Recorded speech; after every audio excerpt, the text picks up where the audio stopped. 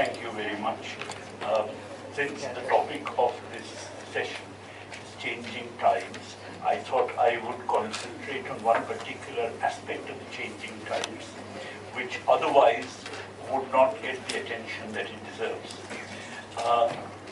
Let me begin by making a statement, very clear, namely that I believe that the neoliberal phase of capitalism has come to a dead end. Now, I say this not because I particularly like speaking in hyperboles, but that's genuinely what I believe. By the neoliberal phase of capitalism, what I have in mind is the fact that within capitalism, never in its history did you have the degree of lack of restraint upon flows of commodities and capital, including finance, across national borders, not just juridical restraints, but even when it was juridically free, it was not actually moving around freely to the same extent as it has done in the current period, which we call neoliberalism. Even if we contrast this with the post-war years of what I would call dirigism or Keynesian demand management and so on, which was the period of the 50s and 60s, which many people refer to as the golden age of capitalism, there's a remarkable contrast between that period when there were serious restraints on capital and commodity flows and the current period when a lot of these restraints have actually disappeared. Now, why is it the case that I believe this phase has come to an end?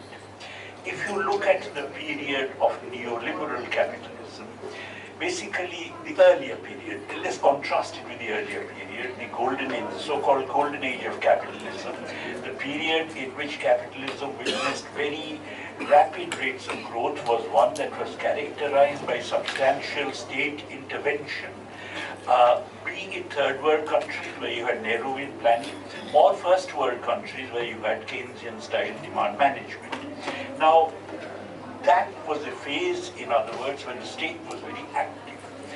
Now, the fact of globalization of finance put an end to that phase because the state that was so active in intervening was a nation state.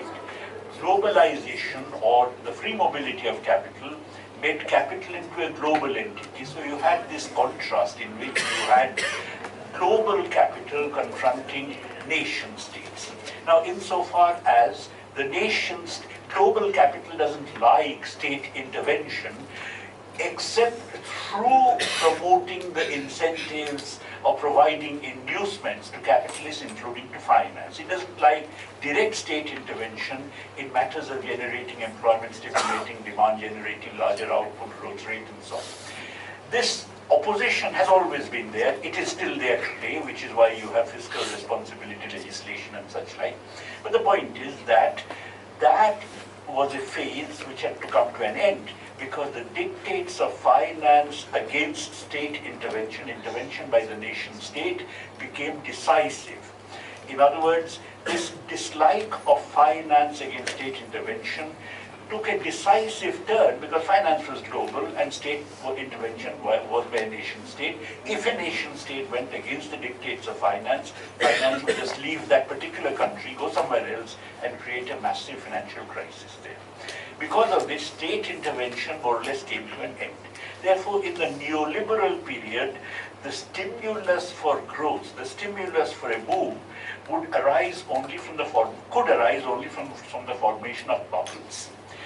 In the United States in particular, the largest capitalist economy, the formation of the dot-com bubble was responsible for the huge boom of the 90s, and the formation of the housing bubble was responsible for the huge boom in the earlier part of the current century.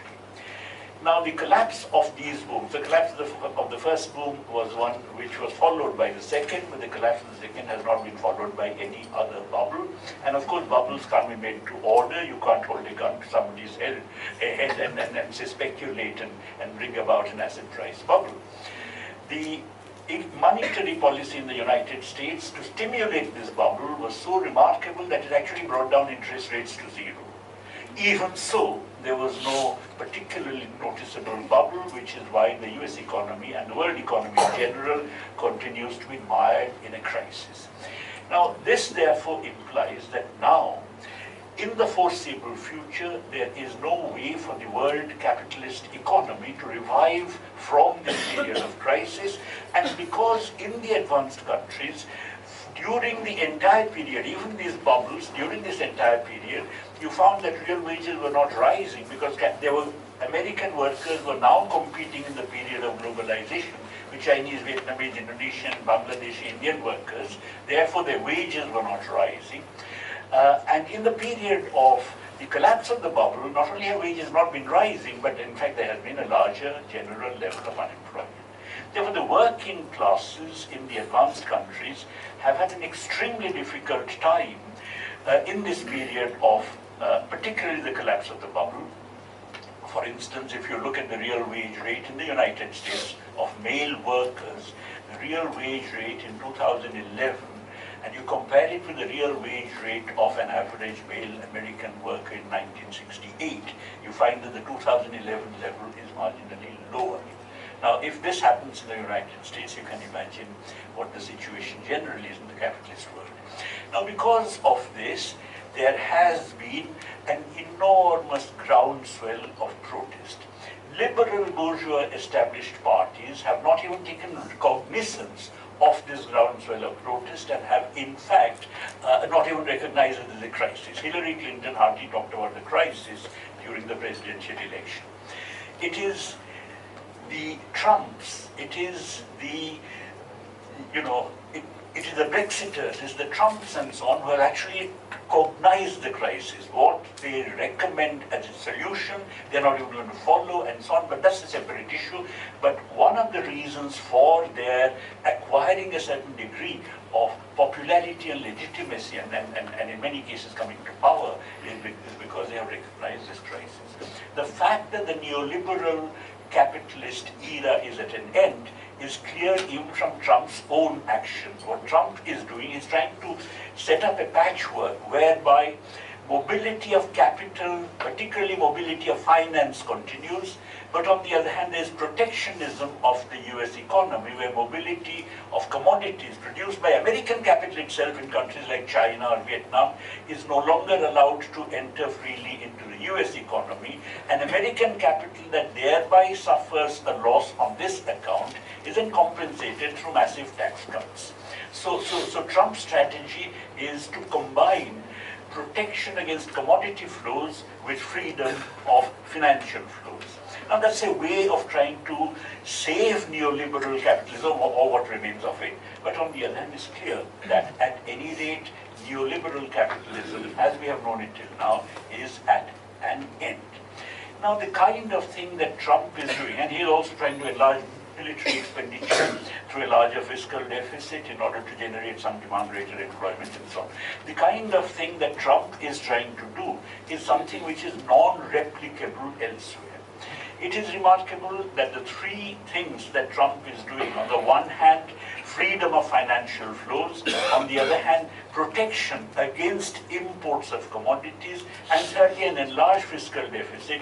If any other country tried doing that, it would have a massive financial crisis, because finance would flow out of that country.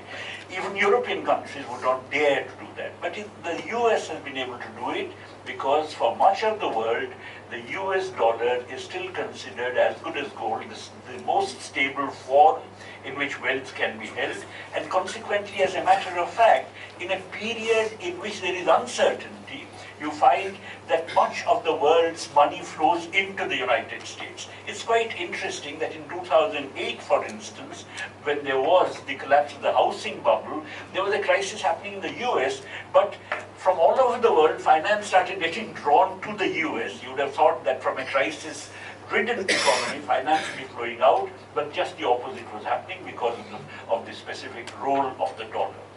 But because these things cannot be replicated elsewhere, you find that countries like India, or a whole range of countries, let's say, which are the so-called newly emerging countries, China accepted, are really going to face a very serious problem. They are not only going to face the problem of facing the problem of the crisis, but they're also facing the problem arising from Trump's attempt to act in the context of this crisis. So they are victims of both, and of course they cannot do what Trump himself is doing, namely to remain within some kind of a neoliberal framework with regard to financial flows, but of course introduce protection. Because of this, I think what they need to do in such a situation, they want to get out of the crisis, is actually have controls both on commodity flows as well as on financial flows. But doing that means basically opting out of the neoliberal framework, but that opting out is something which would require a kind of political support, which would require, in other words, the support of classes other than, let's say, the very big business in India, which is still committed to this kind of neoliberalism. It has no other agenda at the moment, and if you wish to have an alternative economic strategy, you would have to base it on an alternative class alliance, which therefore would require an agenda which is altogether different from the neoliberal agenda. You can't get peasant support unless you actually give something to the peasantry. As a result, I think many of the countries like India or Indonesia and so on are not only hit by a very serious crisis, but in fact they cannot get out of the crisis without doing something which is very substantial, which would require a kind of political change. You just look at all these countries. Turkey is in the midst of a huge crisis. India, Indonesia, South Africa, all of them, the so-called middle-level countries, all of them are hit by a massive crisis at the moment, and there is no easy way to get out of it, except, as I said, by an alternative agenda based on an alternative class alliance. Now, the current government, of course, is doing nothing. Now, there can be the argument they are putting forward is that if you do nothing, ultimately the rupee would stabilize at a certain value. It's all right, it's falling at the moment, but it will stabilize at a certain value, and then from there on, once more, there will be a revival of our growth and so on. Now, I think that's a completely mistaken position for the simple reason that at the moment, for instance, oil prices are rising, the rupee is collapsing against the dollar, because of which the import costs of oil are going to go up in rupee terms for both these reasons. That tends to get passed on. Inflation begins to get accelerated, and when inflation accelerates, then all speculators believe that the rupee is going to depreciate further, and therefore there's more money taken out of the rupee from $2, and that in turn gives rise to greater depreciation. So the whole idea that if you do nothing, there's a thing called equilibrium that at which the market would settle is a completely wrong idea, because if you do nothing, then speculators can actually drive the rupee to abysmal depths. When it gets driven towards abysmal depths, then of course the country would have to stabilize the rupee, unless it goes in, as I said, for a set of measures which protect the country against the free flow of commodities and finance, would have to go to the IMF. In which case, IMF or to the international financial market, in which case India would get caught in the same kind of position as Greece, for instance, or a good deal of Southern Europe has been. Therefore, it seems to me that at the moment there are two possible paths, the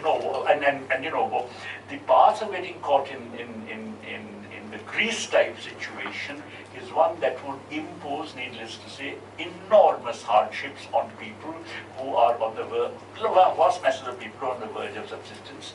And this is something which, however, can go on and on and on, like in the case of Greece, it has been going on and on. The alternative, if you want to forestall that, is of course to have an alternative economic agenda, but that alternative economic agenda would then require a kind of political constituency for it. Let's not forget that in the midst of the Great Depression of the 1930s, Latin American countries that actually protected themselves from the crisis and brought about import substituting industrialization, every one of them had really a political upheaval before they could carry out these economic policies. But what kind of political upheaval would be required to bring about this alternative class alliance and so on, we can discuss, but it's very important for us at least to be aware of the fact that changing times have brought us to a kind of crossroads where we cannot go on the way we have been doing.